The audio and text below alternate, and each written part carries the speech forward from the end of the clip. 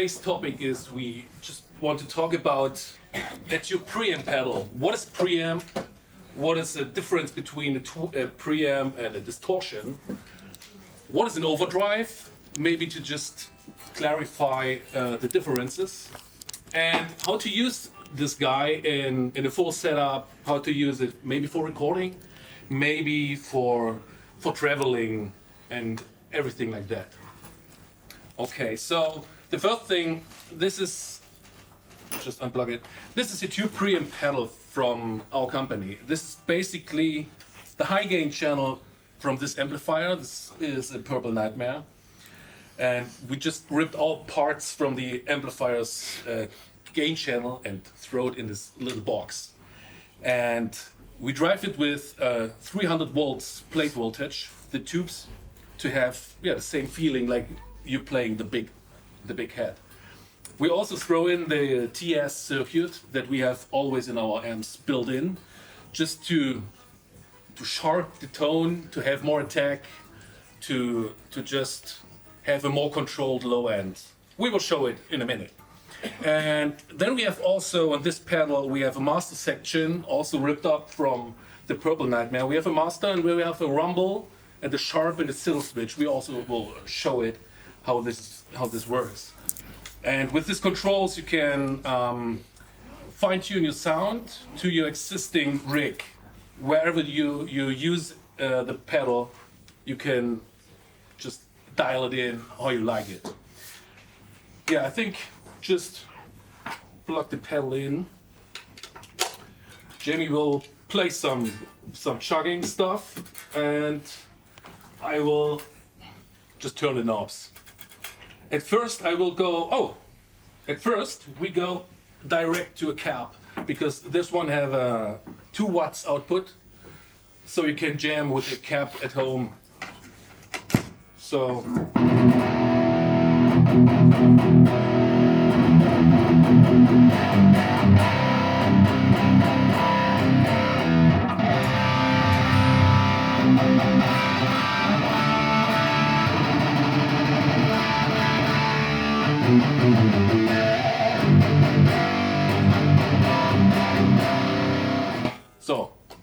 it's loud enough to annoy your neighbors, but this is just for practice. So if you're on the way, on the flight, wherever, and you have your little true preamp pedal, and you have maybe a speaker cab 1x12, so you can just use it for practice. But now I will use it as a preamp. What is a preamp? A preamp is basically the distortion unit in this case, where all the distortion is done, or the most of the EQ is done, and you just need a power amp. So just need to make it loud. And now we go directly from the preamp pedals out, to the effects return of the Driftwood. Because if we do it, we just use the power amp from the Driftwood. It's on? No, it's off. Okay. And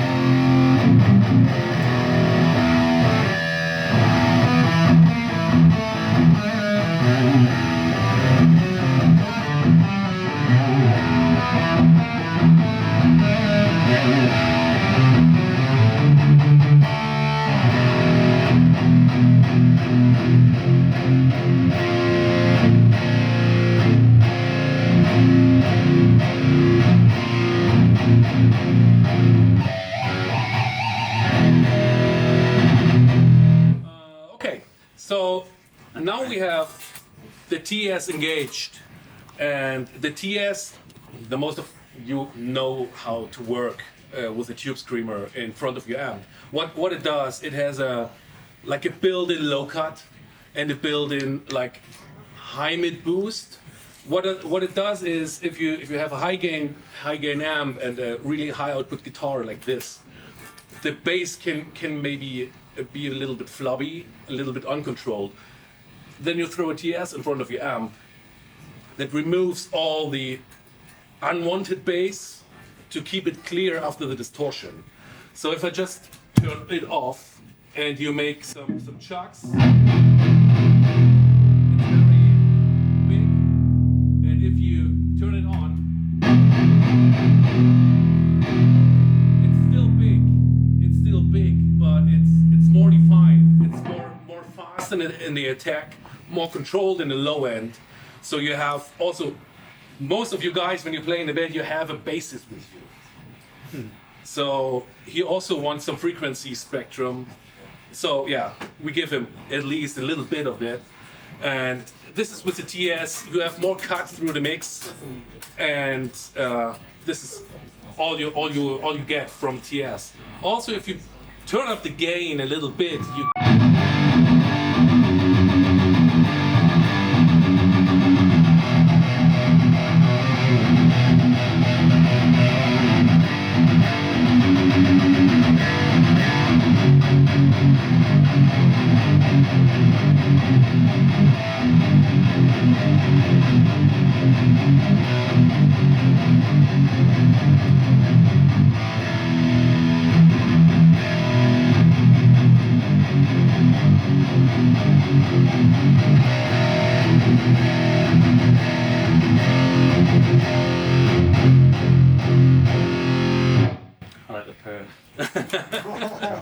Exactly. So this is a TS. So this is the overdrive normally, but we don't use it as an overdrive. We use it like a pre-shape your tone, nothing more.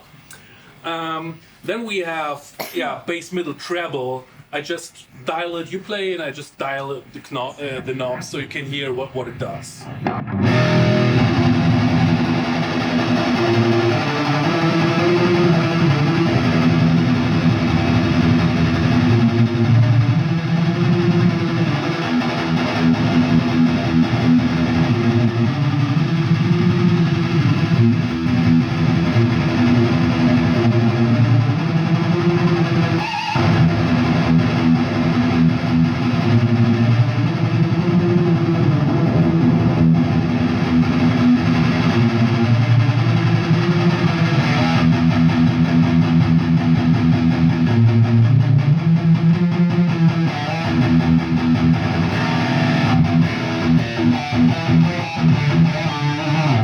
Exactly. This is your normal amp's control, so it works like that, also with this pedal. And then we have the master section with rumble, sharp, and the sizzle switch and the master knob. And the rumble is designed to be a bit too much when you dial it fully up.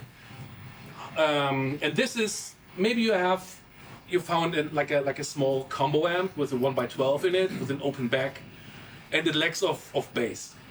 And then you bring your pedal and think, okay, I need this high gain, but it's a lack of bass. And then you can just overdo it a little bit to bring a little bit more life into this small combo. So that's, I will show in a moment.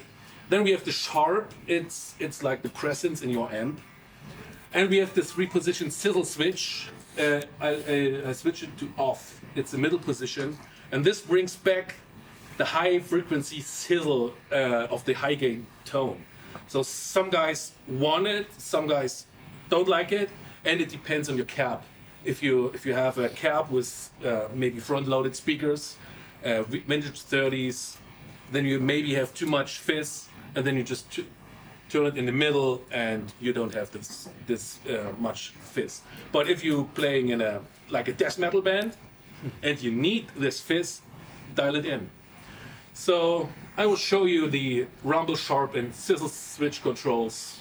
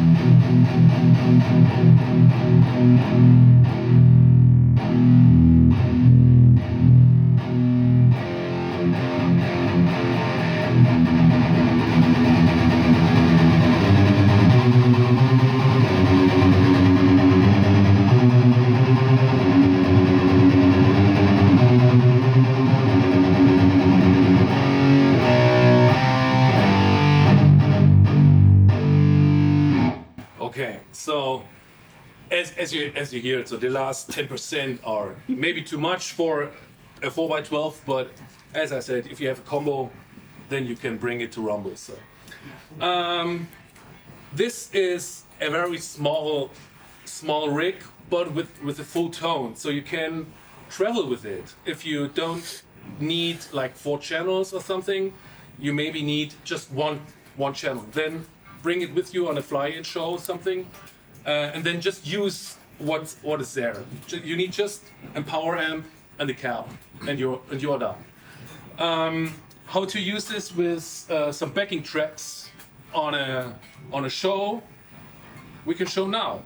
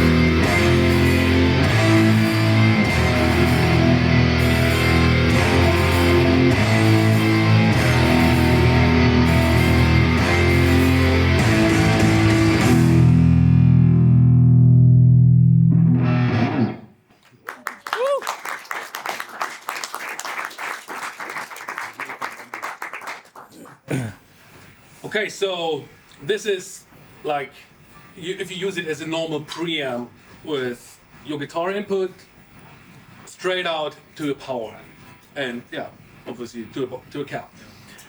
You also can use it for recording.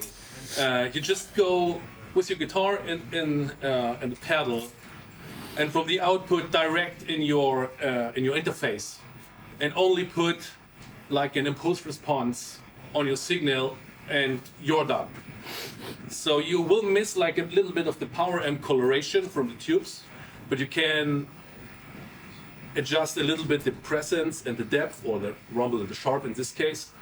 But for like pre-production, for a simple, if you have a riff in your mind, you want to record it as fast before you forgot it, then this is a good way without pulling out a full head or anything like that.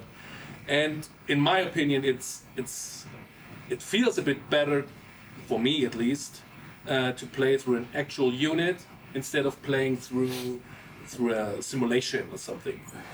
But it's just only my feeling. So the next thing is how to use it with a 4-cable method and what it is. So the 4-cable method is basically the possibility to use it as an extra channel for your existing rig, whatever you have. So you have like an Fender clean amp with an effects loop. Then you can add this pedal with the 4-cable method to add a channel without losing the Fender's clean channel. So at the moment, when we just go into the power amp, we cannot use the clean channel on this amp. But if we go with 4-cable method, we can use all the channels from the amp and this one as an additional channel. So I just want to show you how to do it. So we need 4 cables. The first cable comes from the guitar, goes into the pedal, and the next cable goes from the pedal to the front of your amp, like this. And then you need the effects loop from your amp, and just connect those two. There's a lettering on the pedal, and just connect it with your effects send and return. So like this. And now if you turn this off, the signal will go from the guitar into the pedal, and then directly through this cable into the front of your amp.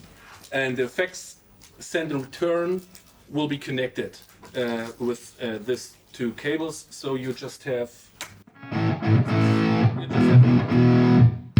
So we just make it clean. So you have your clean channel, your drive channel, whatever you have from your normal amp, you can still use. If we then press bypass, the signal will go from the guitar into the pedal. This cable or this plug will be shorted, so there's no input on your amp. And then the return cable, what goes to the amp's effects loop, will send the signal from the pedal directly into your power amp. So you bypass the complete preamp from your existing amp. So like this.